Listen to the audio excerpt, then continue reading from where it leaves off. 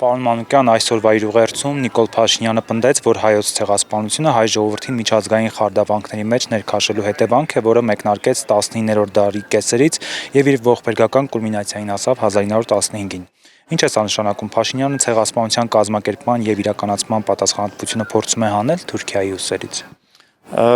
Այստեղ շատ հետաքրքիր մի բան է տեղի ունենում, երբ որ մենք զոհի կարգավիճակը, այսինքն այն խումբը, որը ցեղասպանվել է, այն խումբը, որը ենթարկվել է ցեղասպանության, փորձում ենք ցեղասպանության իրականացումը կապենք այդ զոհ խմբի գործողությունների հետ։ Վերջին հաշվով ասվում է, որ միջազգային խարդավանքների արդյունքում մենք ինչ-որ բան ենք արել, որի դիմաց, որի հետևանքով Թուրքիան իրականացրել է ցեղասպանությունը, որը բոլորովին ոչ գիտականորեն, չգիտեմ, ոչ բարոյական առումով, ոչ մի ձև չի տեղավորվում ոչ մի իրողությունների հետ, որովհետև հայոց ցեղասպանությունը դա ընդհանրապես ցեղասպանությունները դա ոչրագործ կուսակցության, ոչրագործ կառավարության ընդունված քաղաքական որոշման արդյունք են։ Եվ այս պարագայում կապ չունի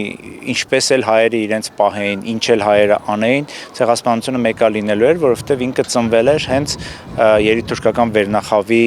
ուղեղում, ծնվել էր շատ պատճառներով։ Ու այդ պատճառները այնքան բազմազան են ու բազմադեպիսի, որ շատ դժվար է մի նախադասությամբ դրանք ասել։ Եվ ցավոք սրտի մարդիկ, ովքեր թեմայի հետ այդքան ծանոթ չեն, ովքեր թեման խորությամբ չեն ուսումնասիրել, միշտ գայթակղություն է առաջանում մի նախադասությունով փորձել բանաձևել, թե ինչու տեղի ունեցավ ցեղասպանությունը։ Բայց նույնիսկ այս դեպքում մենք հանդիպում ենք մի անընդունելի բանի հետ, որը կոչվում է զոհի թիրախավորում կամ զոհի մեղսակցությունը ընդգծելու բան, որը իմ կարծիքով սխալ է, որովհետև վերջին հաշվով նաև եթե մենք նայում ենք պատմականորեն հայոց ցեղասպանության տարիներին, առաջ համաշխարհային պատերազմի տարիներին, մենք հայերս շատ լոյալ ժողովուրդ էինք, մենք մասնակցեցինք թուրքական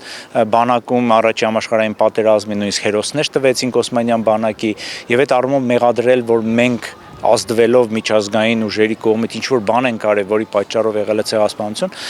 ես ուղղակի կորապեև գիտականորեն եւ այսպես բարոյապես սխալ քայլ է։ Փաշինյանը նորից կոչ արեց մոռանալ պատմական արդարությունը վերականգնելու, կորսված հայրենիքը վերադարձնելու մասին, պնդելով, թե հակառակ դեպքում պատերազմ է լինելու։ Փաշինյանը նաև բազմիցս խոսել է Արարատ արագածով փոխարինելու Արևմտյան Հայաստան տերմինից հրաժարվելու մասին։ Ուր է այս քաղաքականությունը տանելու մեզ, ինչպես Արցախի հարցն է, փորձ արվում փակել, այդպես էլ ցեղասպանության խնդիրը։ Այո, դա էլ կար տեքստում, բայց գիտեք, էլի մի տեսակ իմ կարծիքով սխալ պնդում է, որովհետև Հայաստանի ոչ մի կառավարություն, այս անցած բոլոր կառավարությունները, որոնք եղել են մինչև ներկայիս իշխանությունը, երբեք չեն խոսել պատմական հայրենիքը վերադարձնելու մասին։ Այն միշտ եղել է մեր իղձերում, միշտ եղել է մեր երազանքներում, միշտ եղել է մեր այսպես հիշողություններում, բայց բոլորս է բավականին այսպես լավ, պրագմատիկ հասկացել ենք, որ միջազգային քաղաքական իրավիճակում, ուժերի անհամատեղելիության պարագայում երբևիցե նման խնդիր չի դրվել։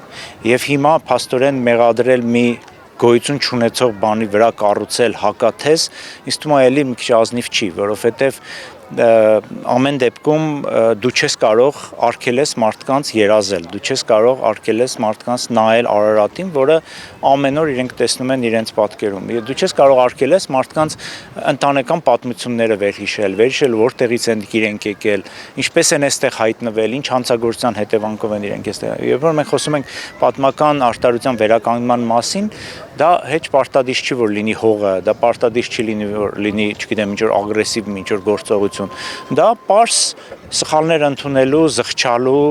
եւ որոշակի ավելի այսպես առողջ հարաբերություններ կառուցելու փորձ է։ Ես կարծում եմ, որ եթե այսօրվա Հայաստանի Հանրապետությունը քայլեր է ձեռնարկում Թուրքիայի հետ առողջ հարաբերություններ ձևավորելու, լավ կլիներ, որ այդ հարաբերությունները կառուցվեին պատմական սխալների ընդունման եւ այսպես նորեջ բացելու